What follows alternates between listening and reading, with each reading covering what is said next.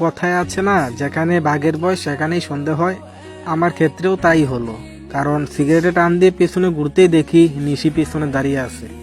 আমি নিশির দিকে তাকাতেই নিশি আমার দিকে রাগি চোখে চোখ বড় বড় করে তাকালো। ওর তাকানো দেখে আমি ভয় পেয়ে গেলাম। মনে মনে বললাম, আজ আমারে খাইছে। তারপর নিশি রাগি গলা আমাকে বলল, ভাইয়া এসব কি? আমি বললাম, কি কি কি কি কিছু না বোন। নিশি আমার কথা শুনে আরো রেগে গিয়ে আমার দিকে অগ্নিদৃষ্টি নিক্ষেপ করে বলল, ওই কে তোর বোন? কিসের বোন? আমি বললাম, কেন, তুই তো আমার আপন চাচাতো বোন। নিশি রেগে গিয়ে বলল, খবরদার, বোন বললে খবর আছে। আমি কারো বোন না। আর খারাপ ছেলেদের সাথে মিশে সিগারেট খাওয়া হচ্ছে, তাই না? দাঁড়াও, এক্ষুনি বড় আব্বুকে ডাকছি। আমি বললাম, এই না প্লিজ, তুই যা বলবি তাই করব। প্লিজ আব্বুকে কিছু বলিস না, তাহলে আব্বু আমাকে মেরেই ফেলবে। তখন নিশি বলল, যা বলবো তাই করবে তো? আমি নরম সুরে ভয়ে ভয়ে বললাম, এভাবে বলছিস কেন? নিশি বলে, আগে বলো না, যা বলছি তাই করবে। আমি বললাম, হ্যাঁ বল, কি করতে হবে? নিশি বলল, ঠিক আছে, আমাকে শক্ত করে তোমার বুকে জড়িয়ে ধরো। আমি ওর কথা শুনে অবাক হলাম, পিচ্চি মেয়ে বলে কি? তারপর আবার নিশি বলল, কি হলো ধরো। আমি বললাম, বেশি পাকনামু করতেছস কিন্তু। নিশি বলে, তুমি ধরবে কিনা সেটা বলো। আমি বললাম, না, ধরতে পারবো না। নিশি বলে, ঠিক আছে, আমি এক্ষুনি বড় আব্বুকে ডাকছি। দূর, এই পিচ্চি বেডি দেখে ব্ল্যাকমেল করার ওস্তাদ। তারপর আমি বললাম, থাক, আর ন্যাকামু করে ডাকতে হবে না, ধরছি। আমার কথা শুনে নিশি লজ্জা পেল। তারপর আমি ওর কাছে গিয়ে আস্তে করে ওকে জড়িয়ে ধরলাম। নিশি আমার বুকে কান পেতে চুপচাপ হৃদস্পন্দন শুনতে লাগলো। ওকে জড়িয়ে ধরার সাথে সাথে আমারও অনেক ভালো লাগা কাজ করছিল। এভাবে জড়িয়ে ধরে 5 মিনিট থাকার পর নিশিকে আমি ছেড়ে দিলাম। তারপর বললাম, হইছে তোর, এবার খুশি? নিশি বলল, না হয়নি। আমি বললাম, আবার কি? নিশি বলে, আর একটা ছোট্ট আবদার আছে। আমি ওর দিকে জিজ্ঞাসা দৃষ্টিতে তাকালাম। ও লজ্জামাখা মুখ নিয়ে বলল, এবার একটা চুমু দাও। আমি তো মনে হয় এবার আসমান থেকে পড়লাম। পিচ্চি কয় কি? বললাম, কি বলছিস তুই এগুলো? নিশি বলে, উফ, তুমি কি শোনো না? চুমু দিতে বলছি, চুমু। আমি রাগী কণ্ঠে বললাম, থাপ্পড় কোন দিকে খাবি? তুই চুমুর কি বুঝিস? নিশি বলে, আমি অনেক কিছুই বুঝি। আমি ওর কথা শুনে থ হয়ে দাঁড়িয়ে আছি। পিচ্চি দেখি পাকনা হয়ে গেছে। এতটা পাকনা পিচ্চি কখনো দেখিনি। তারপর নিশি আবার বলল, কি হলো, চুমু দিবে না? আমি বললাম, না, দিব না। নিশি বলে, ঠিক আছে, দেওয়া লাগবে না। বড় আব্বু বলার আগে আমি ওর মুখ চেপে ধরলাম। কি ভাবছেন, হাত দিয়ে ধরছি? না রে ভাই। বড় আব্বু বলার আগে আমি আমার ঠোঁট দিয়ে ওর ঠোঁট চেপে ধরলাম, মানে যাই হোক, বুঝে নেন। আমার ঠোঁটের স্পর্শ পেয়ে নিশি আচমকাই চমকে ওঠে আর সাথে সাথে কেঁপে উঠল। আমি ছেড়ে দিতে চাইলেও নিশি কোনো মতে আমার ঠোঁট থেকে আলাদা করতে দিচ্ছে না। এভাবে আরো 5 মিনিট থাকার পর জোর করে নিশির থেকে নিজেকে ছাড়ালাম। ছাড়ার পর নিশি আর আমি দুজনেই হাঁপাতে লাগলাম। কিছুক্ষণ পর নিশি বলল, ভাইয়া কেমন টেস্ট লাগলো? আমি বললাম, খুব পাকনামু শিখে গেছিস তাই না? দাঁড়া, দেখাচ্ছি মজা। বলেই ওকে একটা তাড়া দিলাম। আর তাড়া খেয়ে নিশি এক দৌড়ে বাসার ভিতরে চলে গেল। আমিও কিছুক্ষণ বাইরে থেকে বাসার দিকে চলে গেলাম। তারপর সরাসরি আমার রুমে চলে আসলাম।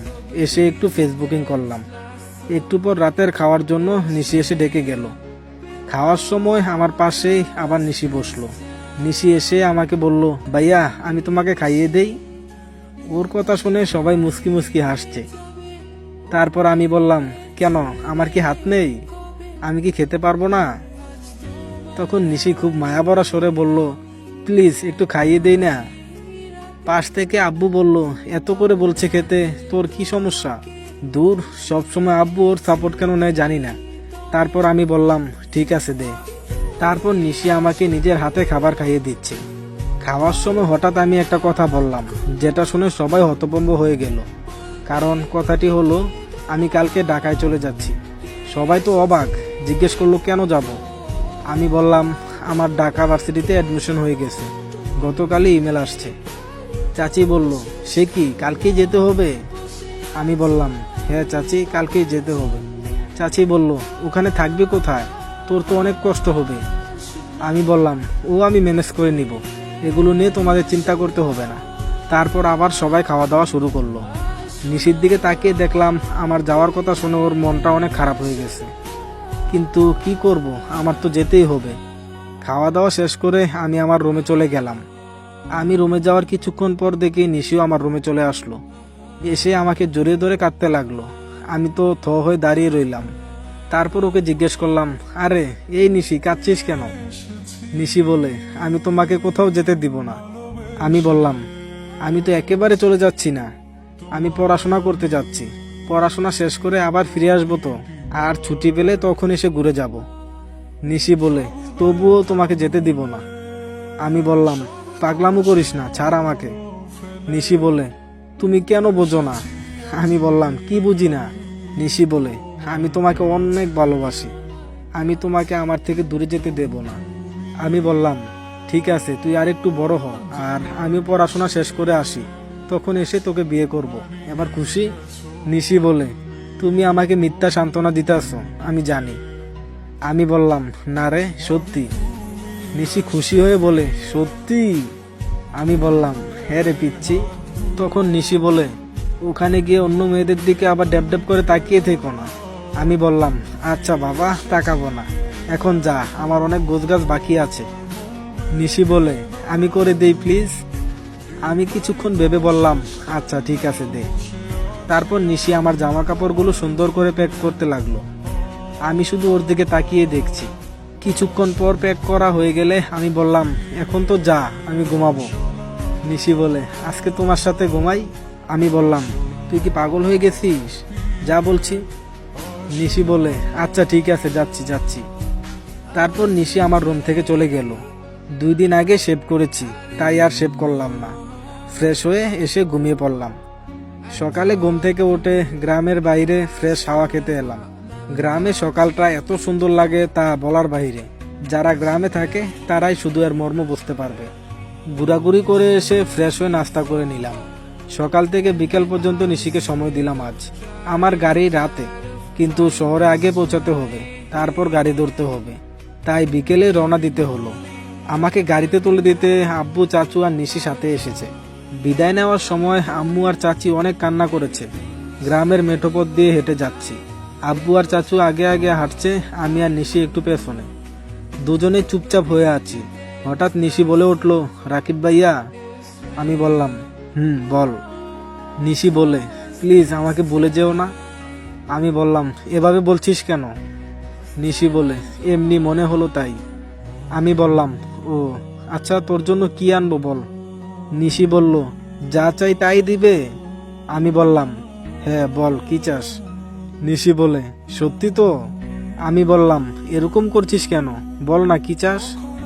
নিশি বলে, তুমি শুধু তোমাকে নিয়ে আসবে। আমি ওর কথা আর কিছুই না বুঝে বললাম, মানে? নিশি বলে, মানে যেভাবে যাইতেছ আমি চাই সেভাবেই ফিরে আসো। আমি বললাম, ব্যাস শুধু এতটুকুই? নিশি বলল, আমার কাছে এটাই অনেক বড়। আমি শুধু অবাক হয়ে ভাবছি, এত ছোট মানুষ এত হার্ট টাচিং কথা কেমনে বলে। তারপর নিশি বলল, কি হলো, চুপ কেন? আমি বললাম, না এমনি। ওকে কথা দিলাম, যেভাবে যাচ্ছি সেভাবে নিজেকে ফিরিয়ে আনবো। তারপর দুজনে হাঁটতে হাঁটতে যেখানে গাড়ি পাওয়া যায় সেখানে এসে আব্বু আর চাচু এক রিক্সায়, আমি আর নিশি আরেক রিক্সা নিলাম। নিশি আজকেও আমাকে ধরে বসলো। আজকে আমি আর বাধা দিলাম না। অবশেষে পৌঁছে গেলাম বাস টার্মিনালে। এখান থেকে আমাকে একাই যেতে হবে। আব্বু আর চাচুর থেকে বিদায় নিলাম। ওনারা একটু দূরে দাঁড়িয়ে আছে, আর নিশি আমার কাছেই আছে। তারপর আমি নিশিকে বললাম, আচ্ছা যাই তাহলে নিশি, ভালো থাকিস, নিজের যত্ন নিবি। নিশি বলে, যাবে তাহলে? আমি বললাম, যেতে মন না চাইলো তবু যে যেতে হবে রে। নিশি বলল, ওকে, ভালোভাবে যেও, নিজের যত্ন নিবে কিন্তু। আমি বললাম, আচ্ছা।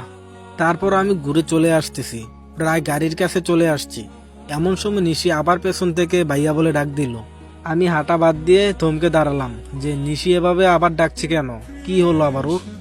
এসব ভাবতে ভাবতে যখনই সামনে থেকে নিশির দিকে ঘুরে তাকাবো তখনই নিশি এসে আমাকে জড়িয়ে ধরে খুব জোরে জোরে কান্না করতেছে। কান্না করতে করতে আমার শার্টটাই ভিজিয়ে দিয়েছে। নিশির এই অবস্থা দেখে আমি ওকে বললাম, এই পাগলি, এ কি হয়েছে, কাঁদছিস কেন? নিশি বলে, না, আমি তোমাকে কোথাও যেতে দিব না, আমি তোমাকে ছাড়া থাকতে পারবো না। আমি বললাম, ওই পাগলি, আমি কি একেবারে চলে যাইতেছি নাকি? আমি তো আবারও আসবো। নিশি বলে, তারপরও। আমি বললাম, ওকে বাবা, এখন তো কান্নাটা থামা, আর মুখটা একটু উপরে ওঠাতো। নিশি কান্না করতে করতে বলল, কেন? আমি বললাম, দেখবো তুই কান্না করলে তোকে কেমন দেখায় তাই। নিশি বলল, আমার কষ্ট হচ্ছে আর তুই মজা নিতেছো তাই না? আমি বললাম, আরে না, তোর কষ্ট হলে তো আমারও কষ্ট হয়। নিশি বলে, কষ্ট হলে তো আর এই কথা বলতা না। আমি বললাম, সরি। এখন একটু কান্নাটা থামিয়ে তোর মুখটা উপরে তুলতো। তুললাম, বলো কি বলবে। নিশি যখনই এই কথাটা বলল, তখনই আমি ওর কপালে একটা ছোট্ট করে ভালোবাসার পরশ এঁকে দিলাম। আর নিশি আমার এই স্পর্শ পেয়ে ওর চোখ দুটো বন্ধ করে ফেললো। মনে হলো ওর ভেতর দিয়ে কারেন্ট বয়ে গেল। নিশি আমার মাথাটা ধরে ওর কপাল থেকে নামিয়ে ধীরে ধীরে আমার মাথাটা উপরে তুলে ওর মুখের সামনে ধরল। নিশির শ্বাস প্রশ্বাস আমি সম্পূর্ণরূপে শুনতে পাচ্ছি। নিশির নিঃশ্বাসের গতিটা ধীরে ধীরে বেড়ে যাচ্ছে। ও আমার মাথাটা ধীরে ধীরে ওর মুখের কাছে নিয়ে যাচ্ছে। আমিও কিছুটা ঘোরের মধ্যে চলে যাচ্ছি। নিশি ওর চোখটা ধীরে ধীরে বন্ধ করছে। আমি বুঝতে পারলাম নিশি আমার নেশায় পাগল হয়ে গেছে। তাই আমিও নিশির মাথায় হাত দিয়ে ওর মুখটা ধীরে ধীরে কাছে টানতেছি। দুজনে যখন প্রায় দুজনের মুখের কাছাকাছি, তখন নিশি ওর চোখ দুটো বন্ধ করা অবস্থায় আমার ঠোঁটে ওর ঠোঁট দুটো লাগিয়ে দিল। আর যখনই ওর ঠোঁট আমার ঠোঁটে পড়লো, তখন আমার সারা শরীরটা কেমন যেন একটা করে উঠলো। আর এই সময় আমি ওর ঠোঁট দুটো আমার ঠোঁট দিয়ে আরো জোরে চেপে ধরলাম। নিশিও কেমন যেন পাগলের মতো আমাকে জড়িয়ে ধরলো।